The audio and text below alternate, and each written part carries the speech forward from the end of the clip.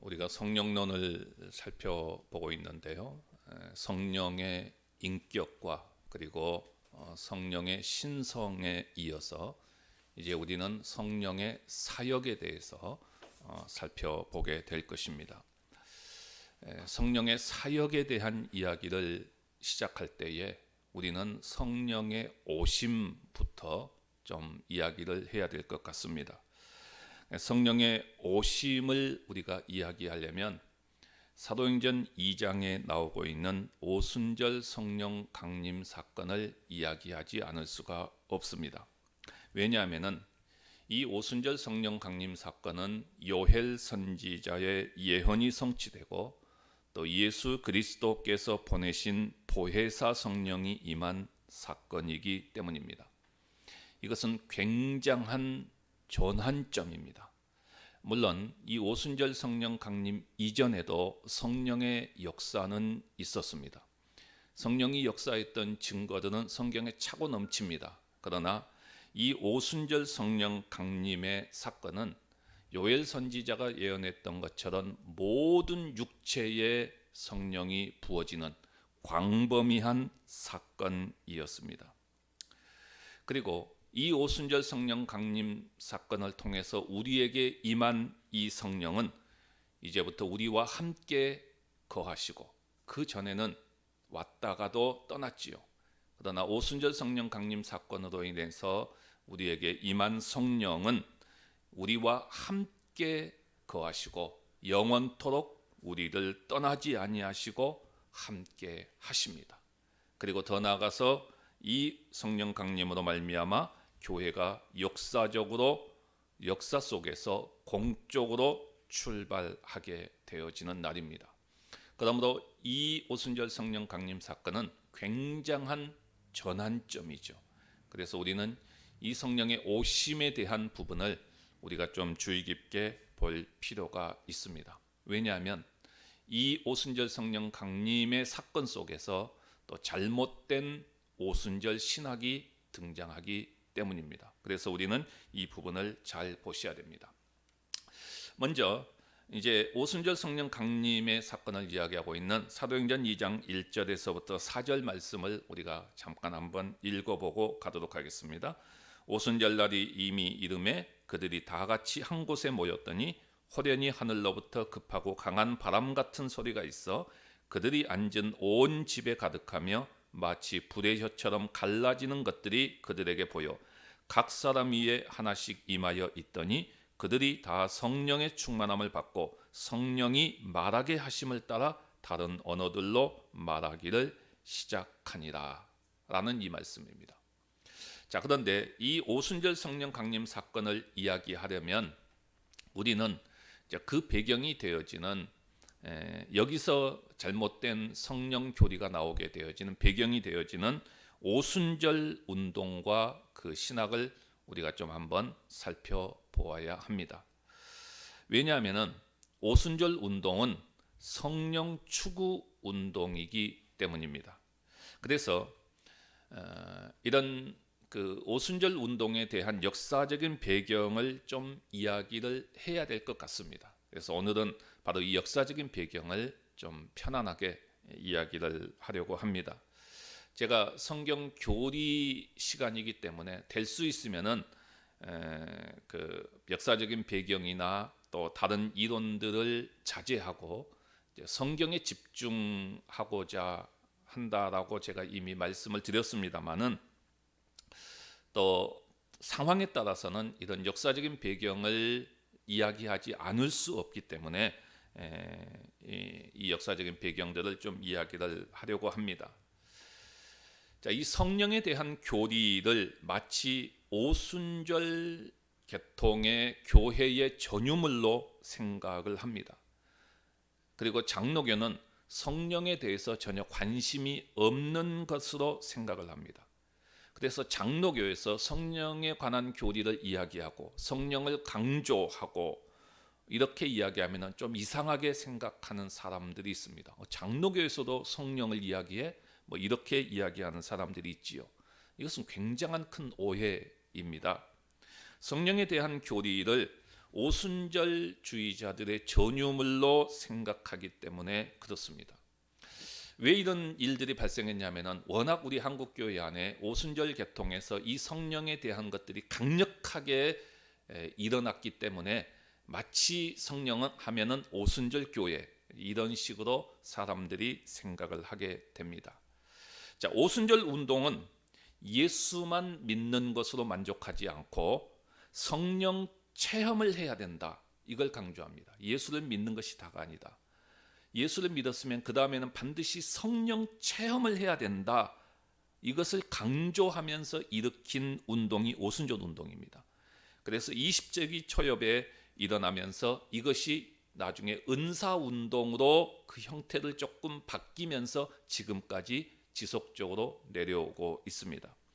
자, 이들이 주장하는 것은 성령은 예수를 믿음으로 받는 것이 아니라, 그러니까 우리는 예수를 믿음과 동시에 성령이 우리 안에 임합니다. 그러나 이들이 주장하는 것은 성령은 예수를 믿음으로 받는 것이 아니라 그 믿고 난 다음에 별도의 과정으로서 성령 세례를 다시 받아야 된다라고 말합니다.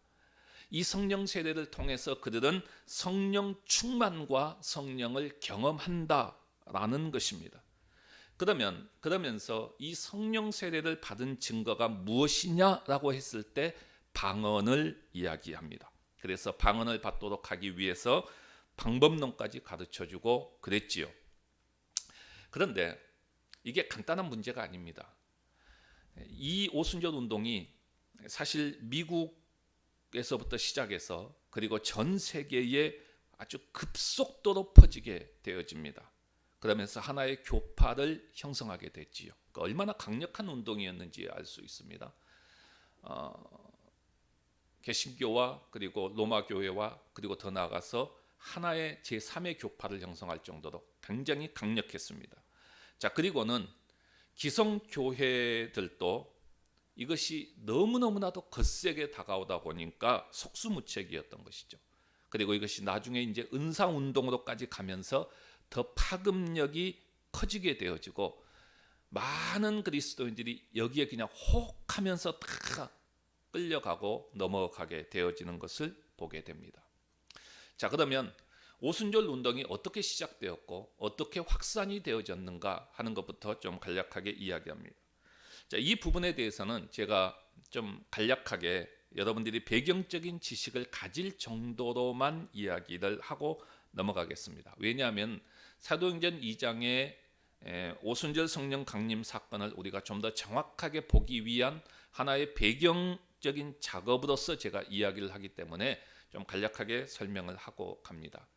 자, 오순절 운동은 사도행전 2장의 예루살렘 교회에서 일어났던 성령 세례를 받고 그리고 그 증거로 방언을 해야 한다라는 신학으로 시작이 되었습니다. 그러니까 이 운동주의자들은 방언을 하는 것을 가장 중요하게 추구했습니다. 방언을 한다면 이 사람은 반드시 성령 세례를 받은 사람이다 라고 이야기를 했지요. 그래서 방언은 오순절파의 가장 기본적인 특징이 되어지고 이것이 복음주의 교회들과 구분을 짓는 중요한 기준이 되었습니다. 이 본격적인 오순절 운동은 1906년 미국 LA에서 감리교회 목사인 시모어의 부흥회로부터 시작이 됩니다. 자, 그런데 이 사람은 누구에게 영향을 받냐 하면은 찰스 파함이라고 하는 목사의 영향을 받습니다. 그러니까 이 찰스 파함이라고 하는 목사는 또 어떤 사람이었느냐 하면은 이분도 감리교회 목사였어요. 그러면서 성결 운동을 했던 사람입니다. 거기에다가 은사 운동까지 했던 사람입니다. 그리고 그 이후에 성경 베델학교를 만들어서 이런 내용들을 가르쳤고 이것을 통해서 아주 짧은 시간에 미국 전역에 퍼지게 되어지면서 세계적인 부흥운동으로 시작이 되어집니다. 이 부흥운동의 핵심은 바로 이것입니다. 성령 세례를 받고 그 다음에 방언을 해야 된다라는 아주 단순한 신학이었습니다. 이게 핵심이었어요. 성령 세례를 받고 방언을 해야 된다. 그리고 이 성령 세례를 받기 위해서는 우리가 어떻게 해야 되느냐? 간절한 기도가 있어야 된다. 철저한 회개가 있어야 된다. 완전한 순종이 있어야 된다. 열정적인 성령 신학을 가지고 간절히 기다리면 방언을 받을 수 있다라고 강조하면서 부흥회가 전개됩니다. 그러니까 이 오순절 운동의 이런 모습을 보게 되면은 굉장히 인위적입니다. 인위적이에요. 성령 세례를 받는 것도 우리가 어떻게 하느냐에 따라 받을 수 있고 방언도 방법론이 있습니다. 여러분 생각해 보십시오. 하나님께서 성령을 우리에게 주시는데 우리 인위적입니까? 아니죠. 근데 이건 굉장한 인위적이에요. 물론 여기에 그들이 이야기하고 있는 간절한 기도, 철저한 회개, 완전한 순종, 이것은 사도행전에서 우리가 찾아볼 수 있어요. 사도행전에 성령이 충만하게 임할 때 간절히 기도했지요. 철저한 회개가 있었습니다. 이런 모습들이 있습니다만은 열정적인 성령의 신앙을 가지고 내가 이 성령을 받겠다라고 하는 간절히 기다리면서 하다 보면은 방언을 받을 수 있다. 이런 것은 굉장한 인위적이었고 이것들이 우리 한국 교회 안에서도 굉장히 정말 자리를 잡으면서 여러 가지 에피소드들이 굉장히 많았던 것을 보게 됩니다. 그래서 이것이 1914년에 하나님의 성회라고 하는 이름으로 최초의 오순절 교단이 만들어지게 되어집니다. 자, 그러면 이 오순절 운동이 이제 전 세계로 확산이 되어지는데 어떻게 해서 전 세계로 확산이 되어지느냐? 자, 미국에서 시작되었던 이 오순절 부흥 운동이 유럽으로 퍼지게 되어집니다. 유럽으로 퍼지게 되어지는 그 계기는 노르웨이의 감리교의 목사였던 토마스 볼 바라트가 도시 선교를 위해서 뉴욕에 옵니다. 뉴욕에 온 이유는 모금 운동을 하기 위해서 왔어요. 그런데 이곳에 뉴욕에 도착해서 바로 이 성령 운동, 오순절 운동에 대한 소식을 듣게 되지요. 그런데 뉴욕에서 LA까지 갈 수 없기 때문에 이 목사님이 편지로 오순절 부흥 운동의 지도자들에게 방언을 받는 법을 전수를 받습니다. 편지로 전수를 받아요. 그리고 이분이 이제 노르웨이로 돌아가서 3개월 동안 매일 12시간씩 기도를 하게 됩니다. 그렇게 기도하다가 방언을 받고 그리고 나서 오순절 부흥 운동을 시작하게 됐지요. 이 소식이 스웨덴 그리고 영국, 독일까지 알려지게 되고 스웨덴과 영국과 독일의 목사님들이 바로 노르웨이로 와서 이 성령 세례를 받기 위해서 왔고 그리고 자기 나라로 돌아가서 오순절 운동을 전개하게 되어지지요. 이렇게 해서 유럽으로 퍼지게 되는데 이 시점에서 독일에서는 베를린 선언을 통해서 오순절 운동의 잘못된 부분들을 조목조목 지적합니다. 그러므로 이걸로 인해서 약간 주춤해지게 되지요. 그런데 이제 오순절 운동은 거기서 유럽에서 약간 주춤하다 어떻게 되느냐? 남아메리카로 퍼지게 됩니다. 남아메리카가 가장 많은 성장을 하게 되지요.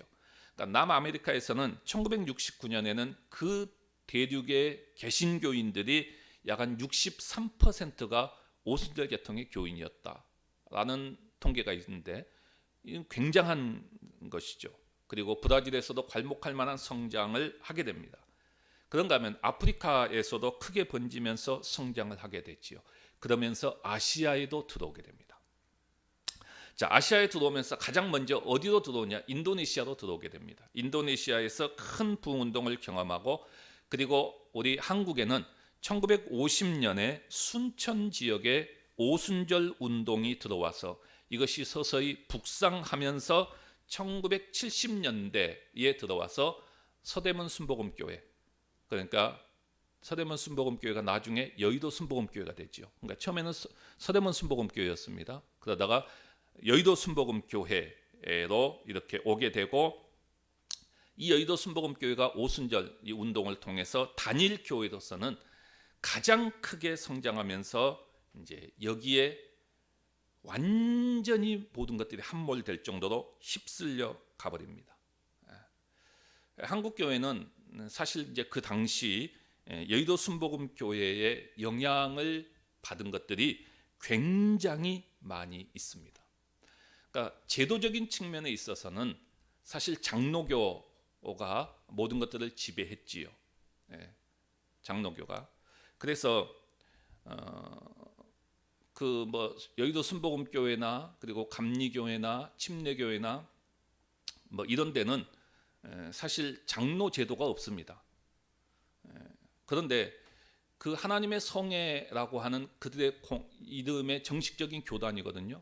근데 그들이 교단의 이름을 어떻게 바꾸냐면은 대한예수교 장로회 한영 측 뭐 이런 식으로 이름을 바꿉니다. 그러니까 제도를 아예 장로교 제도로 자기들 또 가지고 가요. 그러니까 원래는 장로교 제도를 사용할 수 없어요. 그들의 정치 특성상 감독 정치고 회중 정치고 그러기 때문에 장로교가 장로 정치지.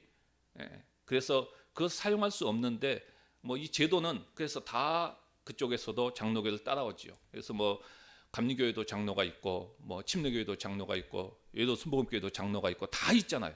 지금 한국교회 이제 장로가 없는 교단이 없어요. 제도적으로는 거의 장로교를 다 이렇게 따라옵니다.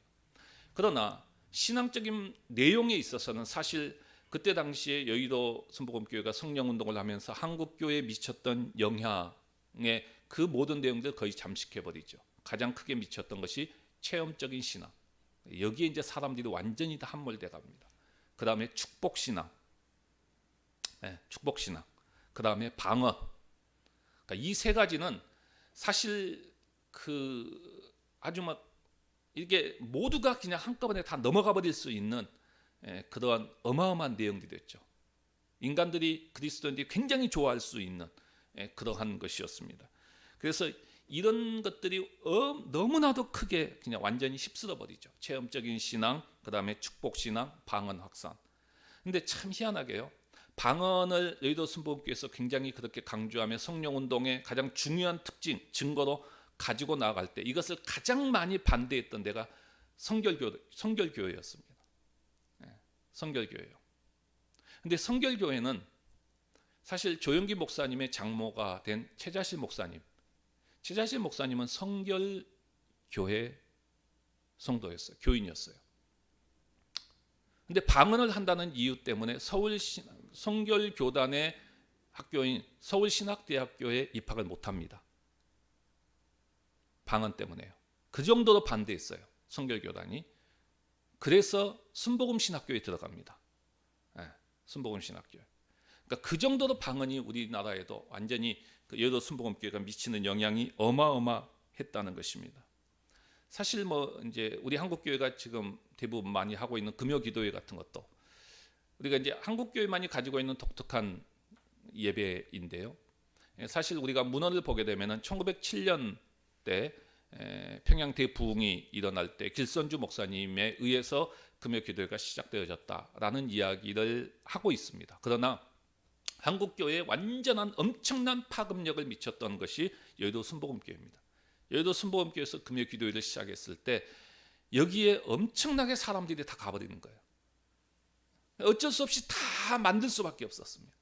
장로교에서도 만든 거예요. 그래서 이게 사실 이 여의도 순복음교회가 이런 신앙적인 내용에 있어서는 그러니까 얼마나 강력했는가, 얼마나 이 오순절 계통이 한국교회 안에도 얼마나 강력했는가 하는 것을 우리가 알 수 있지요. 이들은 물세례와 성령세례를 구분합니다. 성령세례만 받는 걸로 안 된다. 그리고는 물세례를 받은 이후에 성령세례를 받아야 된다. 그래서 성령세례를 받기 위해서는 이렇게 해야 된다 하는 조건들이 있어요. 제가 다음 시간에 다시 말씀드릴 거예요. 이것들은 이런 것들이 있어야 된다. 그리고 이제 그 증거로서 뭐가 해야 되냐? 방언을 해야 된다. 이런 것이었죠. 여의도 순복음교회 성도는 방언 안 하면 큰일 나죠. 그러니까 이 정도로 완전히 엄청난 것이었죠. 그런데 지금은 어떻습니까? 그런 모습들을 별로 찾아볼 수 없어요. 그러니까 여의도 순복음교회도 사실 신학적인 부분에 있어서 굉장히 많은 맹점을 가지고 있다 보니까 후임자가 이영훈 목사님이잖아요. 이영훈 목사님은 장로교 목사님입니다. 정통 장로교 목사님이에요. 장로교의 신학을 가지고 여의도 순복음교회에 들어간 거예요. 이것이 나중에 이제 다 은사 운동으로 발전하면서 계속이 되어지는 것을 보게 됩니다. 그래서 우리는 이 은사 운동을 좀 한번 잠깐 보게 되면은요.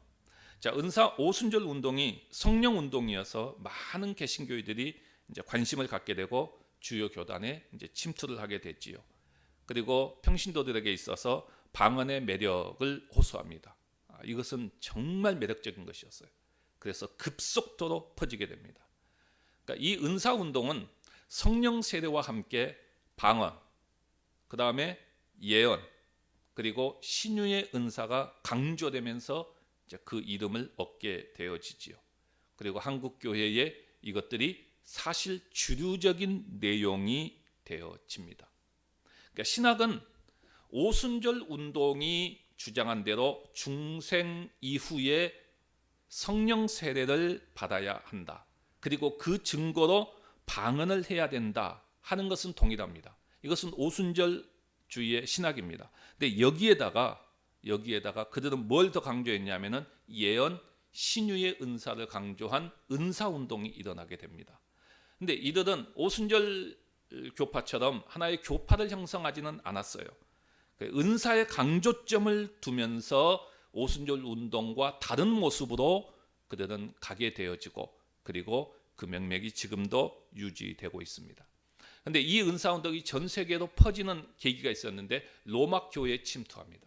그러니까 로마 교회에 침투하면서 이것이 급속도로 굉장히 퍼지게 되어지고, 이 오순절 운동 신학을 조금씩 변조해서 이제는 뉴 에이지 운동 신학을 많이 수용해서 인간을 신의 자리에까지 만들어버리는 그러한 모습들을 볼 수가 있지요. 자, 그러면 오순절 운동의 기반이 과연 어떻게 기반을 잡게 되어졌느냐, 무엇을 기반으로 해서 오순절 운동이 일어나게 됐느냐 하는 것입니다. 한마디로 말하면 이것은 미국의 성결 운동과 알미니안 감리 교회를 기반으로 해서 오순절 운동이 일어나게 됩니다.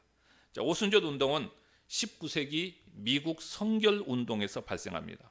그러니까 성결 운동은 감리 교회를 기반으로 해서 시작되고 발전이 되어지지요. 자, 그런데 이 감리 교회가 성결 운동의 순간 성화를 거부합니다. 그러니까 성화에 있어서 순간적인 성화가 있고 아니면은 점진적으로 일어나는 성화가 있는데, 이 순간 성화를 거부함으로써 이제 성결 교단들이 일어나게 되지요. 이 감리 교회는 여러분들이 아시는 것처럼 웨슬레가 창설을 하게 됩니다. 자, 이때 웨슬레는 이 감리교를 창설하면서 개혁 신학을 버리고 알미니안 신학을 채택합니다. 그러다가 18세기 미국에서 대각성 운동이 일어나게 됩니다. 이 대각성 운동이 일어나면서 알미니안 신학이 장로교 신학을 완전히 잠식해 버립니다. 그러니까 그 계기가 뭐였냐면은 찰스 핀이라고 하는 아주 유명한 부흥사가 있었어요.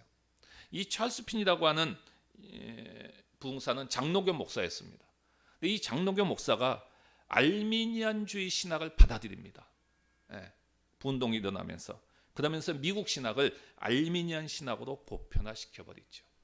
그러니까 여러분, 이 신학이, 장로교 신학이 이렇게 쫙 뼈대를 내리고 오다가 이제 중간에 오순절 계통이 확 한번 휩쓸고, 그 다음에 알미니안 신학이 또 장로교를 한번 덮치고, 계속해서 이런 상황들이 보게 됩니다. 우리는 이 장로교의 이 신학을, 이 성경적인 바른 신학을 계속해서 지키는데 우리는 계속해서 힘써 왔고 지금까지 오고 있는 것이죠. 그래서 이 장로교 신학과 알미니안 신학이 하나의 커다란 줄기를 형성하게 되어졌습니다. 그래서 신학을 이야기할 때에 항상 이 개혁주의 신학을 이야기하고 알미니안주의 신학을 또 이야기합니다. 그러니까 이 정도로 이 알미니안주의 신학이 이렇게 왔습니다. 자, 그러면 우리가 여기서 알미니안 신학이 뭔가 하는 것을 그나마 좀 잠깐 이야기를 해야겠지요. 이렇게 이야기하다 보면 진짜 한도 끝도 없는데 내용들이 한도 끝도 없는데, 그래도 이 알미니안 신학이 뭔가 하는 것을 우리가 좀 간략하게 정리를 하고 가야 됩니다. 그 많은 것들을 다 이야기할 수 없고 제가 아주 핵심적인 것만 이야기하면은, 이 알미니안주의 신학은 칼빈의 예정론에 반대하는 네덜란드 개혁교회의 신학자였던 야곱 알미니우스의 학설입니다. 그러니까 이 알미니안 신학도 어디서부터 나갔냐? 개혁주의 신학에서 떨어져 나간 거예요. 그러면서 이 개혁주의 신학에서 떨어져 나가서 거기서 반대하면서 알미니안주의 신학이 되어집니다. 그러니까 그가 죽은 이후에 그를 추정했던 46명의 목사들이 1610년 다섯 개의 항의문, 다섯 개의 항의문의 형태를 가지고 탄원문을 이제 의회에 제출합니다. 그리고 이것을 통해서 우리가 지금 고백하고 있는 신앙 고백과 그리고 요리문답을 수정해 주십시오 하면서 요청을 하게 되는데, 이것이 알미니안주의의 주요 신조가 되어집니다. 그 항의문은 다섯 개의 항의문 핵심적인 내용은 바로 조건적인 선택, 그리고 보편적 대속, 속죄, 그 다음에 인간의 부분적 타락, 학력적 은혜, 은총으로부터의 타락 가능성을 이야기합니다. 그러니까 이것은 지금 우리가 주장하고 있는 칼빈의 오디 교리와 완전히 정반대입니다. 그래서 우리의 장로교 신학과 알미니안 신학이 완전히 반대를 이루고 있는 그러한 형국이 있지요. 그래서 우리가 이야기하고 있는 것과 그들의 이야기를 이렇게 비교해 보면은 신학이 어떻게 차이가 나는지를 분명히 알게 됩니다. 자, 다섯 가지를 간략하게 이야기한다면 우리는 무조건적인 선택입니다. 무조건적인 선택이죠. 알미니안주의는 조건적인 선택입니다. 이 조건적인 선택이라고 하는 것은 뭐냐면은 하나님께서 개인의 신앙과 불신앙을 그러니까 미리 아시고 그것에 근거해서 선택과 유기를 결정했다는 것입니다. 그러니까 하나님께서 미리 저놈은 분명히 타락할 놈이다, 아니면 저놈은 타락할 놈이 아니다, 이걸 알고 타락할 놈은 유기, 타락하지 않을 놈은 선택, 이렇게 했다는 것입니다. 이게 조건적 선택이죠. 하지만 우리는 무조건적인 선택을 이야기합니다. 어떤 조건을 보고 선택한 것이 아니라 창세 전에 하나님의 기쁘신 뜻에 따라 무조건적인 선택을 했다는 것입니다. 그 다음에 알미니아는 보편적 속죄입니다. 보편적 속죄라고 하는 것은 그리스도는 모든 인류를 위해 죽으셨다는 것입니다. 하지만 우리는 제한 속죄를 말합니다. 하나님께서 택하신 자들을 속죄하기 위해 죽으셨다는 것이죠. 세 번째로 알미니아는 인간의 부분적인 타락을 말합니다. 그러니까 인간은 하나님을 믿지 못할 정도로 타락한 것이 아니라 자신의 의지에 따라서 믿을 수도 있고 믿지 않을 수도 있다. 그래서 인간의 자유의지를 강조합니다. 하지만 우리는 인간의 전적 타락을 이야기합니다. 그래서 우리는 하나님의 주권을 강조합니다. 엄청난 차이예요. 또 하나는 알미니아는 학력적 은혜를 이야기합니다. 이 학력적 은혜라고 하는 것은 사람에 따라서 하나님의 은혜가 거부될 수 있다는 것입니다. 하지만 우리는 불가학력적 은혜를 말합니다. 마지막으로 알미니아는 은총으로부터의 타락 가능성을 이야기합니다. 그러니까 믿는 자라고 해도 끝까지 견인되는 것이 아니라 도중에 가다가 구원을 상실할 수 있다라고 보는 것이죠. 하지만 우리가 말하는 성도의 견인은 하나님께서 택하신 자들은 하나님께서 끝까지 우리를 끌고 가신다. 그리고 우리를 구원의 자리에 있게 한다 하는 것입니다. 이건 우리가 주장하는 것이죠. 그러니까 어떻습니까? 엄청난 차이가 있지요. 그래서 주로 알미니안주의는 인간의 자유의지를 강조합니다. 인간의 자유의지. 제가 이건 나중에 다음 시간에 또 이야기하겠지만은 사실 이렇게 인간의 자유의지를 강조하면서 교회가 가르치고 설교하고 하면은 목사의 입장에서는 굉장히 좋습니다. 굉장히 좋아요. 그러나 하나님의 주권을 이야기하면은 말 잘 안 들어요. 별로 좋지 않아요. 네. 그런데 우리가 어느 것이 바른 신학이냐, 바른 성경이냐 하는 것을 우리는 분명히 보셔야 됩니다. 물론 이 알미니안 주장은 네덜란드 의회에 의해서 소집된 도르트 회의에서 완전히 배척되고 완전히 다 추방이 되어집니다. 그럼에도 불구하고 그 주장은 계속해서 명맥을 유지하면서 알미니안주의가 다시 두 쪽이 나게 되는데, 자유주의화된 알미니안주의와 그리고 복음주의적 알미니안주의로 나뉘게 됩니다. 그래서 18세기에 존 웨슬레가 의해 설립된 이 감리교회는 복음주의적 알미니안주의를 채택해서 오늘까지 이루고 있습니다. 그러니까 우리가 지금 오순절 이 운동을 보면서 이 오순절 운동과 비슷한 교단들을 여러분들이 보셔야 됩니다. 그것은 감리교회, 그다음에 재림교회, 그다음에 성결교회, 순복음계통의 오순절교회, 이게 다 비슷한 것이에요. 예. 이런 교단들은 다 알미니안주의를 수정한 웨슬레주의를 구원론으로 채택을 하고 있는 것이죠. 그래서 여러분들이 겉으로 볼 때는 별로 차이가 없는 것 같지만은 신학적인 부분으로 들어갈 때는 완전히 다릅니다. 그리고 그 신학이 우리의 신앙을 형성하게 되고 그 신앙이 우리의 삶을 결정하고 우리의 구원까지 결정합니다. 겉으로는 뭐 비슷한 것 같지만은 전혀 그렇지 않습니다. 전혀 그렇지 않아요. 네.